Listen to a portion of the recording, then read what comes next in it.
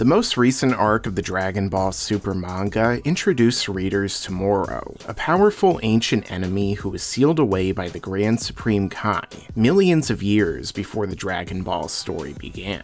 In this most recent arc, he escaped from his imprisonment and began his reign of terror anew, using his powerful magic to drain entire worlds of their energy and devour it, much like Marvel's cosmic entity, Galactus. This power was so great that it even allowed him to defeat Goku and Vegeta in combat, and his threat only grew from there, as he made a wish on the new Namekian Dragon Balls to restore him to his full magical power. And then he unleashed all of the most powerful prisoners from the Galactic Patrol prison. Now, with Moro beginning to set his sights to Earth, his future and the future of the story is uncertain. However, this video is going to deal with his past, and more specifically, who he was before his original imprisonment. What is Moro's origin, and was he originally a god of destruction? Well, in this video, I'm going to discuss that. Make sure to subscribe to this channel and enable notifications so you can see all of my content right away when it comes out. Now, when we take a look at Moro's past, what came before his battle with the Supreme Kais and subsequent capture is shrouded in mystery.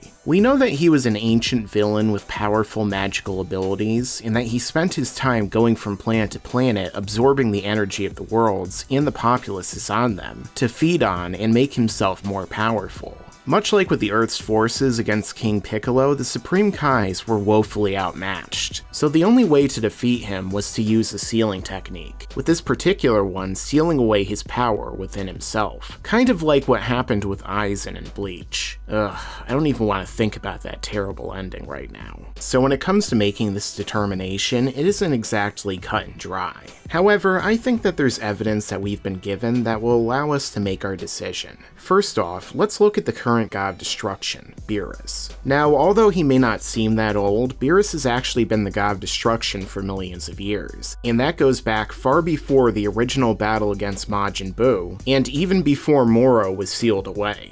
As it was explained by the old Supreme Kai, he was originally sealed away in the Z-Sword millions of years ago, and was actually the Eastern Supreme Kai from 15 generations ago. As we know, the Kais can live thousands to millions of years, depending upon the translation and source of information.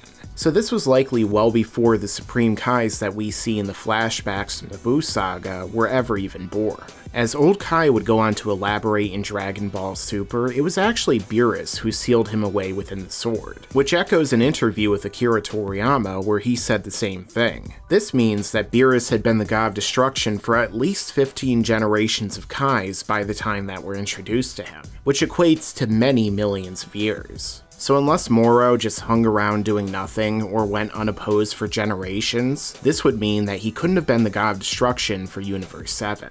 Now, some may say that perhaps he was the god of destruction from another universe. There is precedent for gods of destruction crossing over into other universes, such as with Champa searching for the Super Dragon Balls. It's also been implied that someone from one universe can actually become the god of another, such as when Beerus told Vegeta that he was powerful enough to do so. And naturally, with Champa and Beerus being brothers and gods of different universes, it only further backs this up.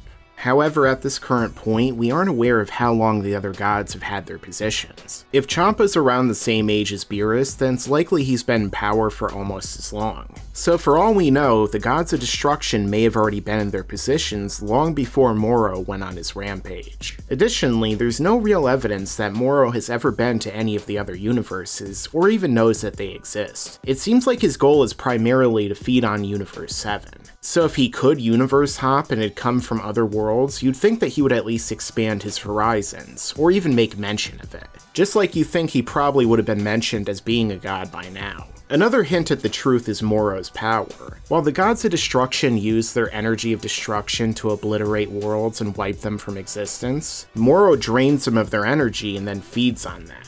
Their goals and methods are totally different, despite having similar destructive ends. Additionally, there hasn't even been a hint that Moro has the same kind of power as the Destroyers, or can use their various abilities. I'm not so sure he'd lose them if he was stripped of his position, and he likely would have used them by now, especially during his fight against Buu, who can keep coming back from traditional attacks and can't even have his energy drained. Furthermore, it's unlikely that a god of destruction who gets beyond control would even be allowed to live without their position of power. So chances are if he did go rogue and threaten the universe or multiverse at large, he would have been erased by Zeno or maybe even the Grand Priest. So is Moro a former god of destruction? I think the evidence points to no. Given his evil disposition and powerful magic, I think it's more likely that he was someone from the demon realm, or just a powerful magical prodigy from Universe 7. Now, it's possible that more information will be given about his backstory in the future, and as we know, Dragon Ball Super can certainly throw in some retcons to make it work, but for now, I think he's something altogether different, and honestly, it may be more interesting that way.